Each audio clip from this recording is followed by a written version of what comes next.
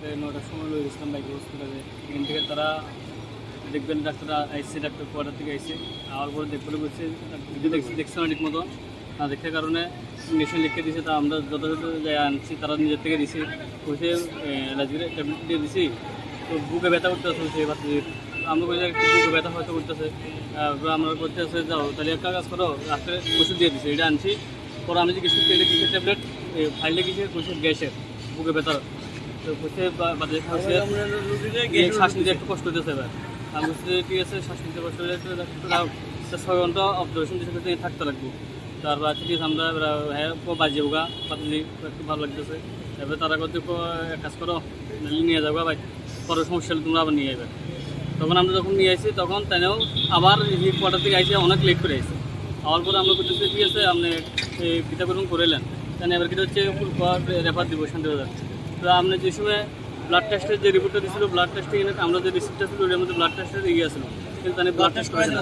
তাই যদি আমাদের কাছে এই যন্ত্রটা নাই, আমরা শান্তিবাজার লয়ে যাঙ্গা, তখন আমরা ফার্স্ট টাইম লয়ে এলাম। তাই অনেক লেট করছে, বুঝছো না জিনিসটা কথা। আমরা কি জানি জিনিসটা জানি দিছি, তাই নিচে জান দেখিয়ে তো তাহলে লিখে দিছি এটা ব্লাড টেস্টটা। তারপর আমরা শান্তিবাজার যখন আনছি ব্লাড টেস্ট করছি, তখন এই জিনিসটা করছি যে হ্যাঁ সাবেক আমরা। তাহলে আমরা যদি হিঁতে তাই না বুঝতো তাহলে আমরা প্রেফার করে দিলে আমরা আজকে জুড়িল না। যাক রাত্রে আমরা হিঁতে কষ্ট করে তাহলে এখানে স্যালেন্ডার দিয়ে বলছি যে টাইমটা অনেক গেছে গা, লেট হয়ে গেছে গা। তাহলে আমরা এত কষ্ট করে সব কিছু করে কিচ্ছু করতে পারলাম না।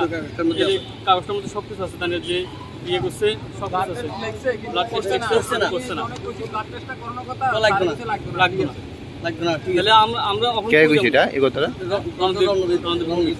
মানে আপনারা কি মনে করতেছে ওনার কারণে গাফিলতির কারণে ওনার গাফিলতি তো মারা গেছে আমার মেয়েটা। আজকে যদি এখান থেকে ফার্স্ট আমাদের রেফার দিত তাহলে আমরা আজকে ডাইরেক্ট যদি করতো তোমরা আগরতলা লয়ে যাও তাহলে আগরতলা লয়ে এলাম, নাহলে শান্তিবাজার রেফার শান্তি দিল। শান্তিবাজার ডাক্তার তো আমরা ডাইরেক্ট কইছি তোমাদের আমাদের দাবি তানের শাস্তি চাই, আমরা তানের শাস্তি চাই। আমাদের তো কার শাস্তি চাই? ডক্টর রণজিৎ ভৌমিকের শাস্তি চাই আমরা। আমি এত কষ্ট করে 10 বছর আমি নিজে কষ্ট করে আমি এত বড় করছি, আপনি 1 ঘন্টা 2 ঘন্টার ভিতরে মায়ের প্রথমে তো বুঝতে দিল তোমরা আমার এখানে কোনো ইয়ে নাই, তুমি নিয়ে যাও। তাহলে আমরা নিয়ে যাবো। ব্লাড টেস্টটা তো করছি না, লাগতো না।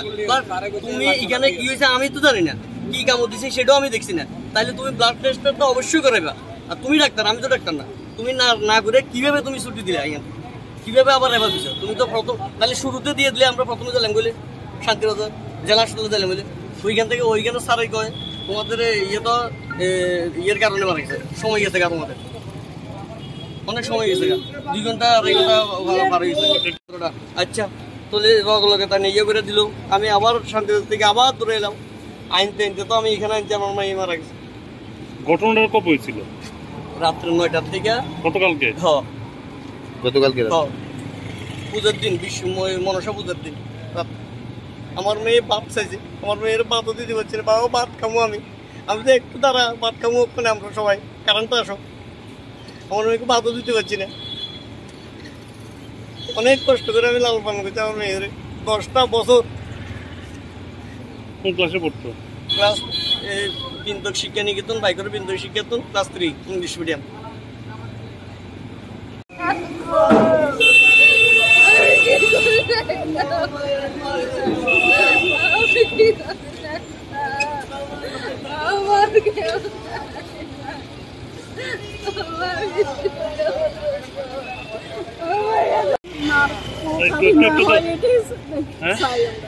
এরকম মা বাবার কোল যেমন খালি না হয় এটাই চাই আমরা, শাস্তি চাই। আমি তো দেখতে